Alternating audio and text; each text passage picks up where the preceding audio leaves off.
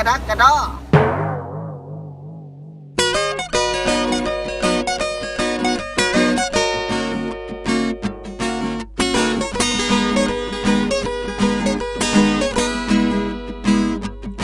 อยู่ในโมดโดนบางเทื่อก็คิดฮอดบ้านเด็กแต่ถ้าสิกลับเมื่อก็ยังบ่มีคารถเมื่อเด็กพ่ออีแม่บ่ทันข้า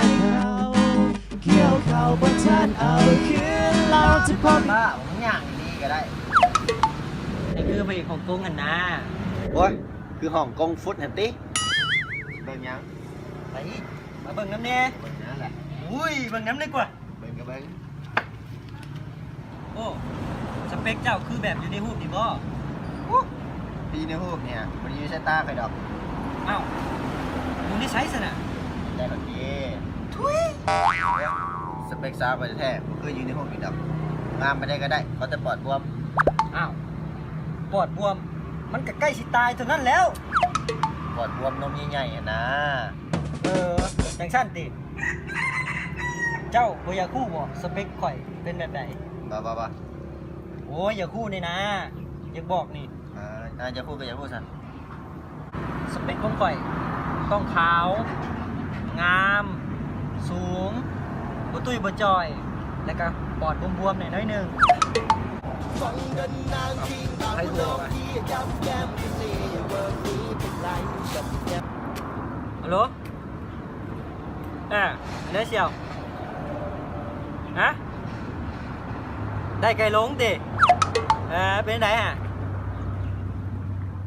งามอยู่ปะฮะตุ้ยเตี้ยขี้ไล่กับขี้ไล่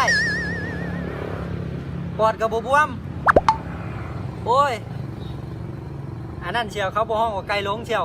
เขาหนาจะห้องว่าไก่ติดภาคร้ายกว่าอยู่ไซตอนนี้อยู่ไซก็หาดปืนแก็บ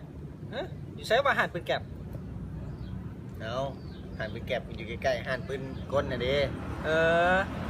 คันสั้นถ่ายอยู่นะเด้อ5 นาทีปิดไปหางานเดี๋ยววันแรกๆดำๆหมักแต่ของขาวปอดบวม เป็นยังไงได้ช่วงนี้ผมมีสาวตัวท้องมาหลายเดือนแล้วดำๆเลยแหละกะเอาไปเบิดเดียวนี่นะคันสั้นกูไปก่อนเด้อโชคดีมื้อหน้ากูมาหลินทำไมๆสวัสดีบ๊ายบายพ่อเป็นคู่ถ้าแม่เป็นหมอมีลูกใส่รอก็สิบ่ไหวดิอันนี้เป็นทุกปัญญาอันเขาสิแดกก็ยังบ่มีเด้สิกินซุมื้อก็เส้นราคาอีกขอบอกให้อดสาวเด้อเฮาบักลา